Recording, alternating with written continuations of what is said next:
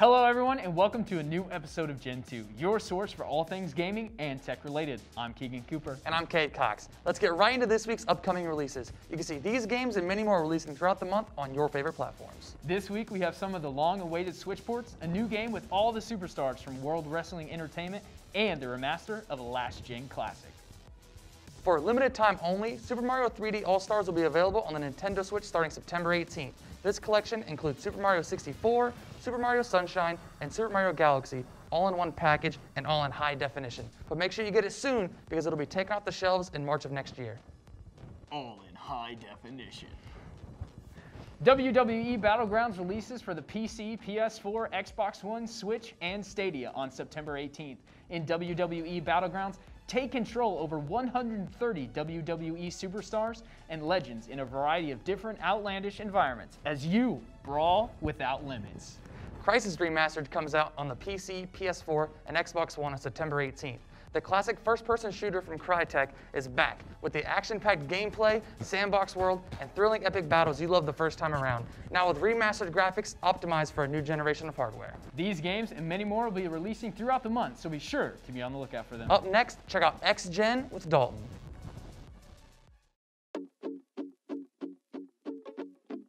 Hello everybody, and welcome to a new project called X-Gen with me, Dalton Spees. With next-gen consoles coming out in November, I'll be taking you through some of my favorite games that I've played on this current console generation. We'll be talking about the game's story, the gameplay, and my own personal experience with the game. This first week, we'll be taking a look at 2K20, so let's get started. The story, well, it exists. They've got Idris Elba in it as your college coach, which is kind of cool, but come on, people don't play this game for the story. They let you skip it every time you make a new character after finishing it for the first time, for a reason. The gameplay is where we can really get some opinions in. All this gameplay you're seeing are clips I've compiled over the past year with my builds that I have.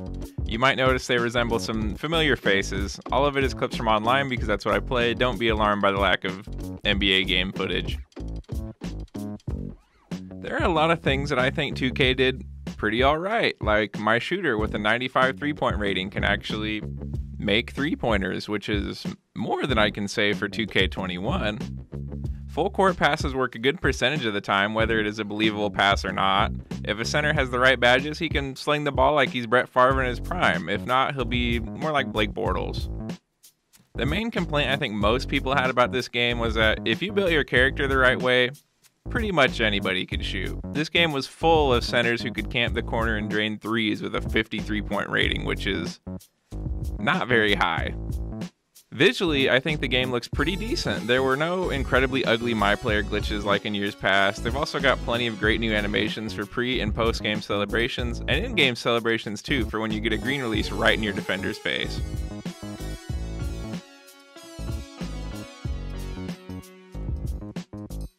As much fun as I had with this game, I had just as much frustration. For every game I'd play with my friends where we blew a team out, there'd be 2 games where we got blown out. Obviously, part of that has to do with my team's own skill level because obviously we are far from pros, but it is nice to know there are people out there worse than us. There were definitely way too many nights in the last year that me and my friends have been up till 2, 3, 4 in the morning playing the rec center in the neighborhood, squeezing as much fun out of it as we could. And I probably wouldn't trade all that time we spent getting destroyed in Pro-Am games by people with Badlands Chugs team photos or the hours we spent doing backflips during park games for anything. 2K21 has pretty much been a huge disappointment for me and my friends so far, but hopefully they will fix it by the time it releases for next-gen consoles. Of course, that's just wishful thinking because why would devs listen to the people that play their game, but we'll see. That's going to be all for me. I'll see you next week on X-Gen. Hello and welcome to Steam on a Budget. I'm Drew, and this is the segment where I look for cheap Steam games so you never have to. If you have Steam, then you have a PC. And if you have a PC, you spent a pretty penny. I'm here to help you avoid dropping any more cash on any big AAA titles, and to fill your library with games that are totally not trash. Dude, trust me. For this week, I'll be covering the viral sensation of a game, Among Us. In this game, you will work together with your friends to try to weed out the imposter that is trying to take everyone out until they're the only one left. To do this, you must work together with your crewmates to do tasks and deduce who among you is not who they seem. First, let's go over the good. This game's structure is as solid as it can get. It can be boiled down into Mafia with extra steps, to give the innocent crewmates something to do when they're helplessly running around the spaceship. The tasks themselves are essentially just mini-games that emulate things like repairing wires and steering the ship. These tasks are given to anyone who is innocent, and if all of them are completed, they win the game. This gives the game a feeling of urgency for both imposters and crewmates. It makes it so things don't tend to slow down as often as in other games of this genre. Another well-implemented feature is the ability to call meetings and report bodies. This function allows the game's pace to be set by the players. With other games like Mafia, Town of Salem, and Werewolf, the players have a strict schedule. Sleep, see who died, discuss, and sleep again. This system is simple but tends to get boring and repetitive. But in Among Us, the players have the ability to react whenever they feel someone is being suspicious or if they see someone has died. This makes each game session different and more interactive. This opens the door for people to make sweet stealth plays as an imposter. While there are many more features of this game that are great and make it worth the buy, I have to go over the main mechanic of the game that everything relies on. The real gameplay doesn't happen on the ship or when you're killing as imposter. The real gameplay happens in the meetings. This game is all about charisma. If you aren't as charismatic as the other guy, you're going to be outplayed. Sometimes you will watch the imposter kill a man right in front of you, but if you call a meeting and aren't good at explaining what you saw, you might just be the one voted out. For some people, the reliance on real-life skills is fun and allows for more tricky plays, but for others, this is difficult to pull off consistently and will get frustrating. Now for the bad. There is no perfect game, and everything has its weaknesses, and Among Us is no exception. The game has been out for a decent amount of time, and that means there are players that are more experienced in the mechanics than others. This makes jumping into the game without knowing anything a nightmare. Most of the time people won't explain things or will explain them wrong. This problem only tends to last for the first 5 or 6 rounds and goes away pretty quickly. Another problem is the online gameplay. Playing online is tough, and there's no way to voice chat, so you're limited to a text box and that's it. And anyone who's had an argument over text can relate when I say that getting your point across in 12 to 13 words is not too easy. Private games are definitely the way to go. Overall, I think Among Us is a great game that has tons of potential to give you great times with friends and will reveal to you who in your friend group is suspiciously good at lying. This has been Drew, and thanks for watching. Hello everyone, and welcome to the first installment of Fall Guidance, the show that gives you the latest news, tips, and clips of all things Fall Guys. To start us off, let's talk about the Season 2 trailer that was released during Gamescom 2020, giving us a small glimpse of the maps and cosmetics we can expect to see. This new season yearns to have a medieval theme sporting castle-like maps, drawbridges, and swinging axes, as well as some matching cosmetics such as dragons, knights, witches, and many more. The release date of this new season has not been revealed yet. However, during Gamescom, the lead developer of Fall Guys, Joe Walsh, clarified that they're putting on the finishing touches. Moving on, the Fall Guys Twitter account was overtaken on September 4th by a new persona named Beanbot. The tweet introducing Beanbot read, "Hello humans, it is me, Beanbot. I have consumed this account while human admin is on holiday. I have many tweets that contain a high level of spice." The persona Human Admin is expected to be returning to the account on September 14th. Lastly in news, the Fall Guys Twitter account put out another tweet on September 6th, addressing the problems surrounding the abundance of cheaters in the game. The tweet reads, "We're really sorry about the cheating problem. We're expanding the current detection system this week to improve things. We also have a big update in the next couple of weeks that adds the same anti-cheat used by games such as Fortnite. Thanks for bearing with us." Now, with all of that out of the way, let's move on to the next segment going over tips and tricks you can use to help secure that crown. Hello everyone, and welcome to the first ever segment of tips and tricks in Fall Guidance. Today, we're going to be taking a look at the map Seesaw. Now, while this is not the most popular map in the game, it is good to apply the tips in this video to your own gameplay, bettering your performance and increasing your chances in qualifying. For my first tip, I highly recommend that you dive after every single jump on this map simply because when you dive onto a platform, you don't stutter nearly as much when trying to get back to your feet, even at some pretty steep angles. This makes it a lot easier to get back up and continue before the platforms become too steep and eventually knock you off. The next tip I have is simply don't always go to the lower side of a platform. The reason why I say this is because chances are, if you are approaching a platform that's already tilted, people will most likely go to the lower side, causing the platform to rotate too far and knock everyone off. However, if you can make the jump on the side that's just slightly raised, you can use the other player's weight to ensure that you have a much clearer path. Now, these tips don't guarantee that you will qualify. However, if you practice enough with them, you should definitely see improvement in your performance in the long run. With that being said, this concludes today's installment of Fall Guidance. Thank you all so much for watching, and I will see you in the final round.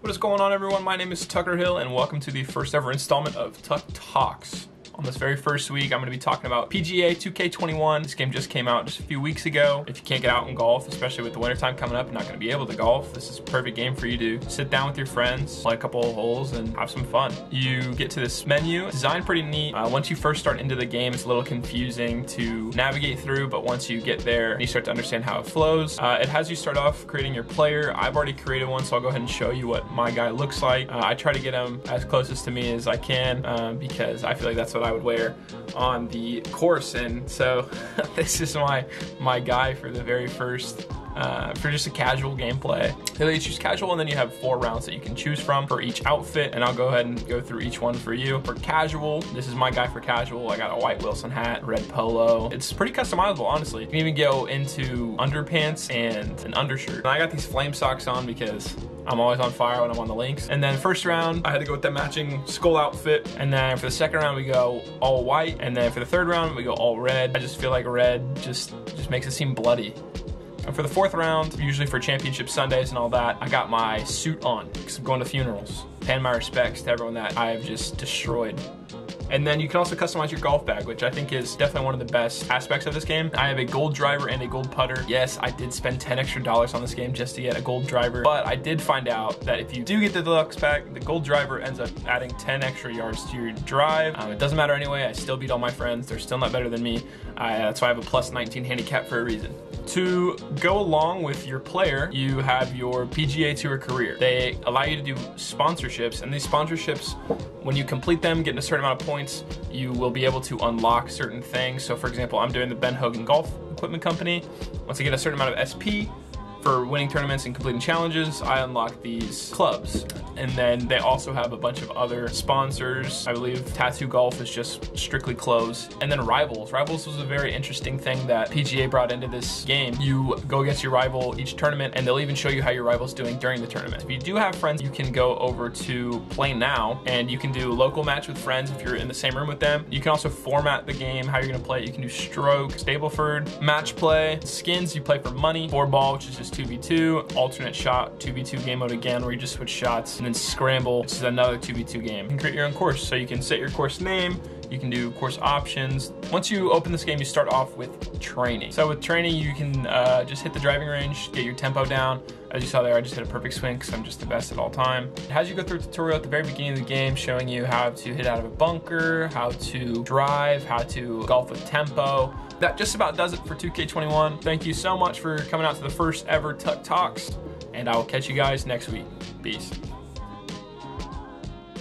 Welcome to Virtual in Reality. I'm your host, Derek Campbell. Today I'm here with the Bearcat soccer team with Ashley, Alex, and Maddie. Ashley will be going first in goalkeeping so we can actually see what a goalkeeper looks like. And then I will be going to see how my skills compare to hers and just in general. And then next up I'll be in the virtual world. So let's get to it.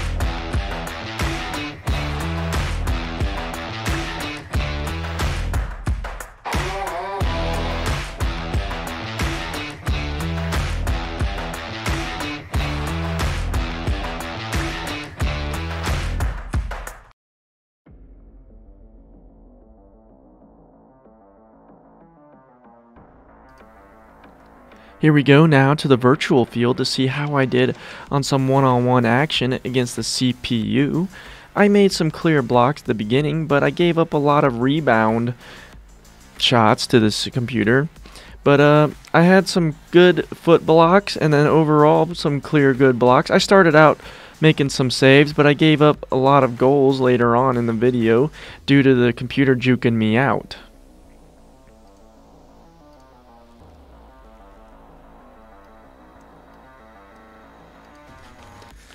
I made a my career player as a goalkeeper to see how I would do in some in-game action for Sporting KC, but my defense for them was pretty stellar and they couldn't get any shots on me. Overall though, I thought I did better with my virtual skills as a goalkeeper than I did with my actual skills in real life as a goalkeeper, just due to me being able to read the CPU better and which shot selection he was going to have. In real life, I struggled with predicting which way one of the girls was going to shoot the ball on me. But thank you for joining me. This is Virtual in Reality with Derek Campbell. Boom. That's perfect right there.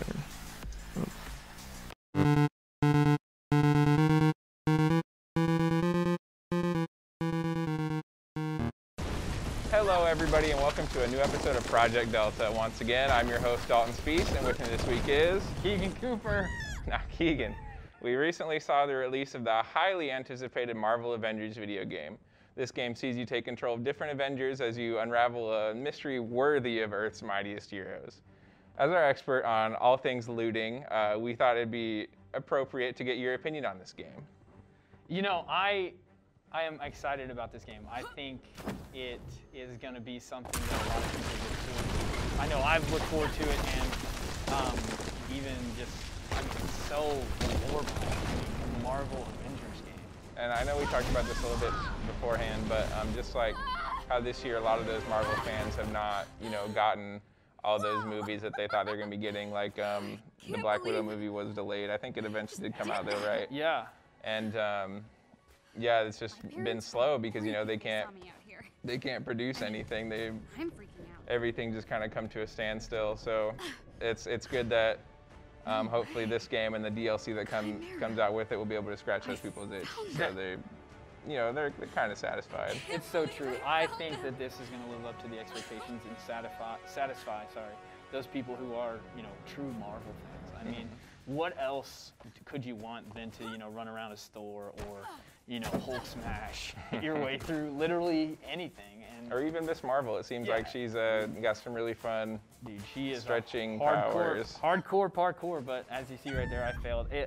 I'm getting used to it. I'm not the best with Miss Marvel right now. She's a little hard to use. There are some characters that I think are easier than others, and I am struggling with her right now. But she does look dope. I mean, that costume. She got the drip. She got the look. She does have the look. So with hundreds of hours in Borderlands 3, and this being an RPG, what do you think of the loot system in Avengers? Is it well thought out, or is it just kind of there? I think that it is, I want to say a little bit of both. I want to say that it's a little thought out. Now, honestly, I think there's a lot of gear as I die again. You gotta get this I think that there's platforming down. I think there's gonna be gear out there that is gonna be almost overpowered, if that makes sense. So like once you have it, there's no anything else that you can get. But I do think that it's gonna be interesting to build your character up and be able to build those stats, because like the prime example I use is Iron Man's first suit. Like the first suit that you're gonna wear is probably not gonna be the best as the last suit you wear, because you're gonna get those upgrades. You're gonna get ability upgrades. You're gonna be able to do more things, which I think is, so awesome. Like you get 1 or 2 Hulk smashes, and then you get a special ability, and you want more special abilities. Yeah. You want things that you can do. So I think that it's not just there, but I also think that it is. I think with any loot system, you have to have it because it's an RPG. But I think that they've done some good thinking on it, and at least made it to where you're going to be able to find the things that you need. And for me, as far as I know, you can correct me if I'm wrong, this game doesn't have any player versus player multiplayer modes. It's all mostly just PvE. You're playing against the AI or whatever. So when it comes to gear or equipment that could be overpowered, that really doesn't play as much as a role because it's not like you're loading into a match and everybody has that and you don't and you're getting destroyed. It's more of like, you know, like, oh, I just don't have it yet.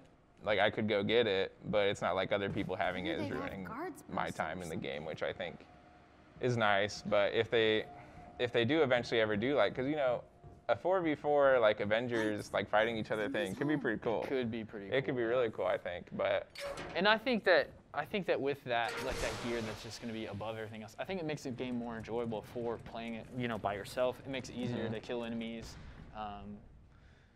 Makes it, like, the different moves that you can get adds a variety. Yeah, and it gives you a reason to grind. You know, it's like, that stuff is really good, but it's because, you know, you actually, like, it takes time and effort to get it. It's not just like they're handing it out to everybody, so then the people who don't play as much as, you know, the hardcore fans are just like, just as good as everybody else.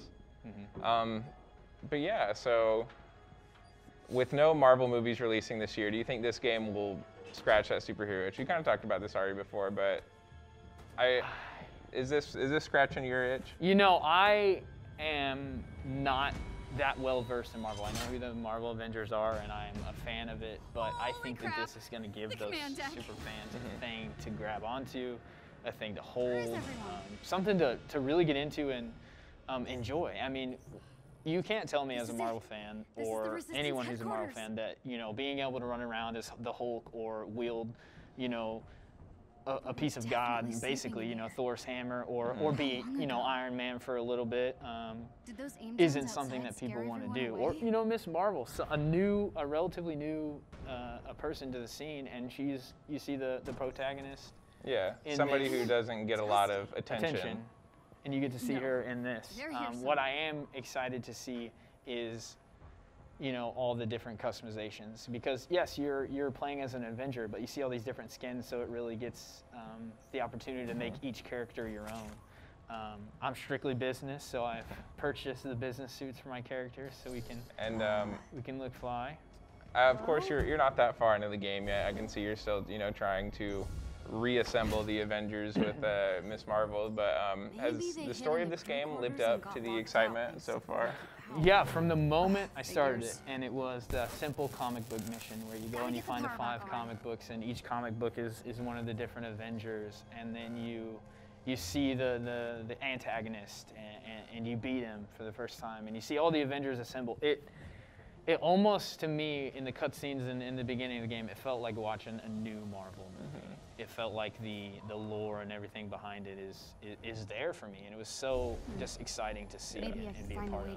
And of course, getting into the gameplay, I gotta know, who is your favorite hero to play, and why is it the Hulk?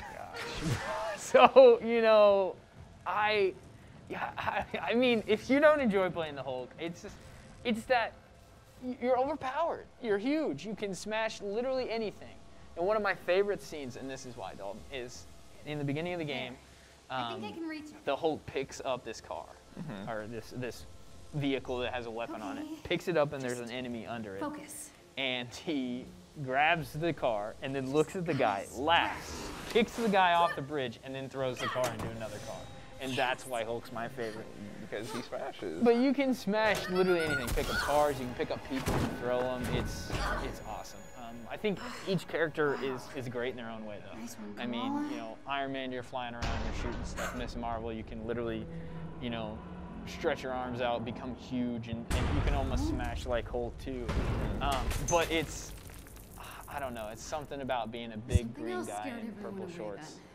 Sounds like throwing people off buildings and smashing cars that makes it. And now I think this will probably be our last question, but with plans to continually bring new heroes in with their own storylines into the game, who are you hoping to see and hopefully play on down the road? You know, I want to see a story, an origin story for Thor. I really want to see like them add DLC where you go back to his planet. To Asgard. Yeah, to Asgard, and you go and you see that. And my hope is that you get to see, you know, maybe even Loki and some of those other characters come into play in some DLC. It's so late. Because I think that it's awesome that you have a base game, but with the ability to now expand on it, I mean, DLC is it's endless. I Yeah. mean, you could do each origin You story were for right, each Kat. character and tie it back into this story. Tyrogen was powerful stuff. So Thor probably for me. I mean, you know, the hammer's really cool. He looks like a boss in this game. It's awesome. Who's there? And of course, PlayStation, you guys already get Spider-Man, so it's cool for you guys, I guess. But There's the big man. I think he stole my look. Uh-oh. The big man is chasing you. The Hulk would like Cap shield back. We'll watch you run away from Hulk while the credits roll. But for Project Delta this week, I'm Dalton Spees, and with me was Keegan Cooper. and we'll see you next week.